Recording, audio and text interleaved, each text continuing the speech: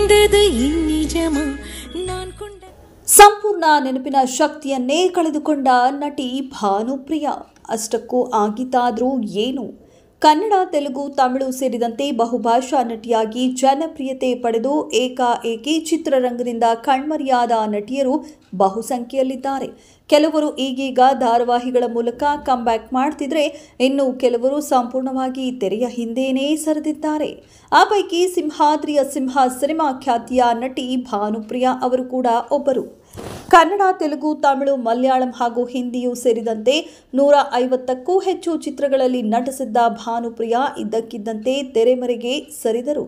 ನೃತ್ಯ ಹಾಗೂ ನಟನೆ ಎರಡರಲ್ಲೂ ಸೈ ಅನ್ನಿಸಿಕೊಂಡು ಲಕ್ಷಾಂತರ ಅಭಿಮಾನಿಗಳನ್ನು ಸಂಪಾದಿಸಿಕೊಂಡು ಬಹು ಬೇಡಿಕೆಯ ನಟಿಯಾಗಿದ್ದ ಭಾನುಪ್ರಿಯಾ ಅವರಿಗೆ ಏನಾಯ್ತು? ಯಾಕೆ ತೆರೆ ಮೇಲೆ ಬರುತ್ತಿಲ್ಲ, ಸಿನಿಮಾಗಳಲ್ಲಿ ಕಾಣಿಸಿಕೊಳ್ಳುತ್ತಿಲ್ಲ ಎನ್ನುವ ಪ್ರಶ್ನೆ ಅನೇಕರಲ್ಲೇ ಕಾಡಿತ್ತು. ಆದರೆ ಈವರೆಗೂ ಅವರ ಆಪ್ತರನ್ನ ಬಿಟ್ಟು ನಟಿ ಭಾನುಪ್ರಿಯಾ ಬದುಕಿನಲ್ಲಿ ನಡೆದ ದುರಂತದ ಬಗ್ಗೆ ಈವರೆಗೂ ಯಾರಿಗೂ ತಿಳಿದಿರಲಿಲ್ಲ. ಇದೀಗ ಈ ವಿಚಾರ ಬೆಳಕಿಗೆ ಬಂದಿದೆ. ನಟಿ ಭಾನುಪ್ರಿಯಾ 26 ವರ್ಷಗಳ ಹಿಂದೆ ಸಿನಿಮಾಟೋಗ್ರಾಫರ್ ಆದರ್ಶ್ ಕೌಶಲ್ ಅವರನ್ನ ಮದುವೆ ಆಗಿದ್ರು. ಈ ದಂಪತಿಗೆ ಒಬ್ಬಳು ಮಗಳು ಕೂಡ ಇದ್ದಾಳೆ. ಅನ್ಯೋನ್ಯವಾಗಿದ್ದ ಈ ಜೋಡಿ ಏಕಾಏಕಿ ಡಿವೋರ್ಸ್ ಪಡೆದು ದೂರವಾಗಿದ್ದಾರೆ ಎನ್ನುವ ಸುದ್ದಿ ಎಲ್ಲೆಡೆ ಹರಿದಾಡಿತ್ತು. ಇದು ಎಷ್ಟರ ಮಟ್ಟಿಗೆ ಸುಳ್ಳು, ಸತ್ಯ ಎನ್ನುವುದು ಯಾರಿಗೂ ಕೂಡ ಗೊತ್ತಿರಲಿಲ್ಲ. ಆದರೆ ನಟಿ ಭಾನುಪ್ರಿಯಾ ಬಾಳಲ್ಲಿ ಸಹಿಸಿಕೊಳ್ಳಲಾಗದ ಆಘಾತವೊಂದು ನಡೆದು ಹೋಗಿದೆ. ಭಾನುಪ್ರಿಯಾ ಅವರ ಪತಿ ಆದರ್ಶ್ ಕೌಶಲ್ 2018ರಲ್ಲಿ ಹೃದಯಾಘಾತದಿಂದ ನಿಧನರಾದರು. ಪತಿಯ ಸಾವಿನ ಬಳಿಕ ಭಾನುಪ್ರಿಯಾ ಖಿನ್ನತೆಗೆ ಜಾರಿದ್ರು.